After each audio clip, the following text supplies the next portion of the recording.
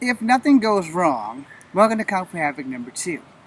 I'm going to do the pole technique and the Chinese fighting fan, but in the last two videos, things went exceptionally wrong. So don't be surprised if this video is exceptionally short. It's not supposed to be, but it's guaranteed to happen, plus my bolt is coming loose on this damn fan. So for the Chinese fighting fan, as I said in the other video, it's kind of dangerous to fight the fighting fan against the tree technique because there's not a lot of space so you can utilize your sword, your whirling sword, but your shield technique can be utilized. Striking, striking, striking, striking. You can strike with the shield and the sword at the same time. It's a move, so covers the back. You can get this damn thing going. Transition to your other hand. Shield, shield. Transition. Shield.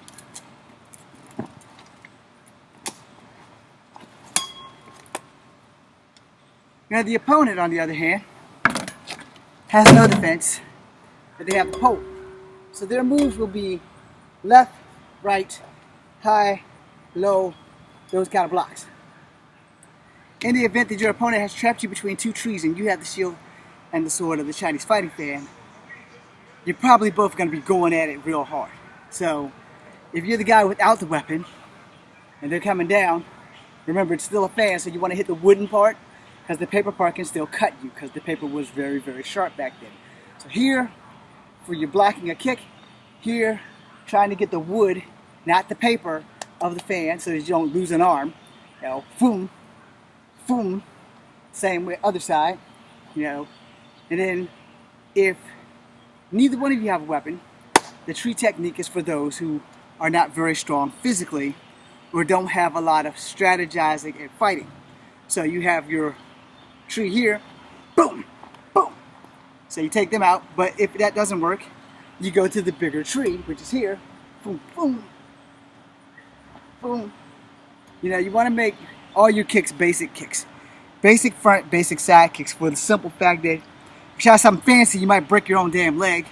Or better yet, the person you're fighting might attempt to break your leg by using the tree technique. Which, if you watch the other videos, that's exactly what I was telling you to do.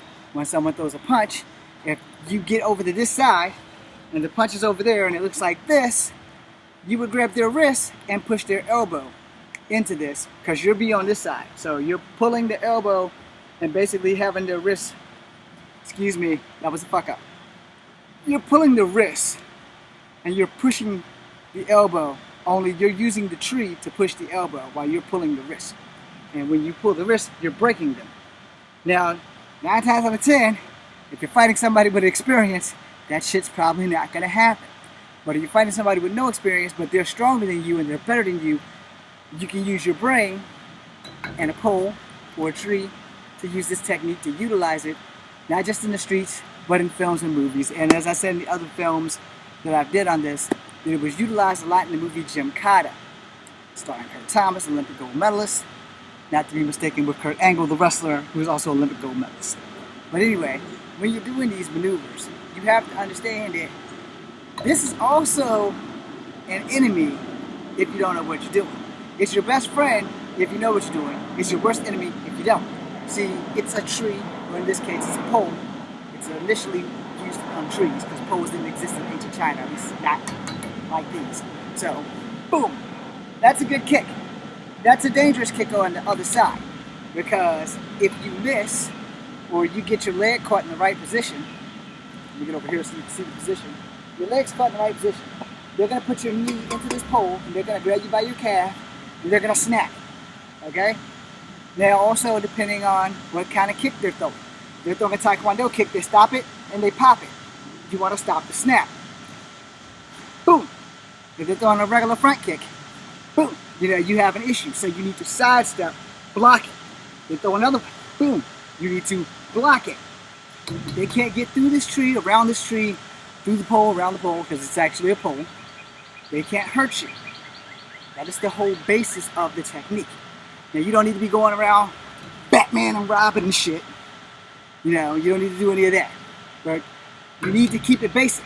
Boom, boom, boom. If you keep trying to do superficial fancy stuff, you're gonna fancy your ass on the ground. That's not gonna be cool, because once you go down, you're theirs. Unless you have some ground fighting techniques that you've been taught. I was taught Brazilian Jiu-Jitsu while I was in the Army. I will honestly tell you, it will work for you if you know Brazilian Jiu-Jitsu as your very first martial art. It will work great. It did not work for me. I will never teach anybody Brazilian Jiu-Jitsu. Point blank period. I sucked at it while I was in the Army. I suck at it right now. Now, capoeira versus the pole technique. When you're doing capoeira in the pole technique, you know, you have to remember that there's a pole there. So while you're doing your Ginga, you know, if you and another guy are both doing capoeira, it's going to be interesting. You know, if you're doing capoeira and the other guy's just doing regular old karate or kung fu, it's still going to be interesting because capoeira, unlike wushu, karate, and kung fu, has way too much flash. You know, wushu has some flash, but wushu is not all about flash. Capoeira is definitely flash, and a lot of aerials in wushu, just as many, if not more, in capoeira. Or lambwata, if you're coming out of Jamaica. Same martial art, just a different damn name. Anyway, the whole thing is, capoeira, start with the Ginga. Same thing with lambwata. Kung fu, unless you do animal styles, yeah, that was a tiger, mantis, snake, crane, you get the drill. So if you're going to do any of those, the tree technique also helps. Now, you really have to be like a horrible fighter to utilize the tree technique. It's the same thing with Drunken Master. If you're going to have a fight and you only know one or another style, then you need to adapt. If you're a horrible fighter, this thing allows you to not have to adapt as much. You may have to adapt fast, but not as much, because this is an obstacle. And an obstacle is a deterrent for most people. You piss a person off enough, they're going to try to punch through this thing, and they lose their head, they lose their fight. Now, I would suggest, because I'm about to end this video, so I'm going to make this quick. I would suggest, like, if I'm in a fight with a guy who's a capoeira expert, that since capoeira goes with the Ginga, and Drunken Master is all about that sway, because without a good sway, you're not going to be able to get your moves off straight. I'm not talking about the kicks and punches. I'm talking about your defenses, you know, your blocks. So without that drunken style, you're going to be in some trouble. So if you have a good sway with your Drunken Master, you can hang with the capoeira. Now, Drunken Monkey and Drunken Master are like two different but the same type of martial arts, the same way capoeira and lambwata is. So Drunken Master up here becomes Drunken Monkey down here, because a monkey is low. Monkey perches on rocks, you know, that kind of stuff.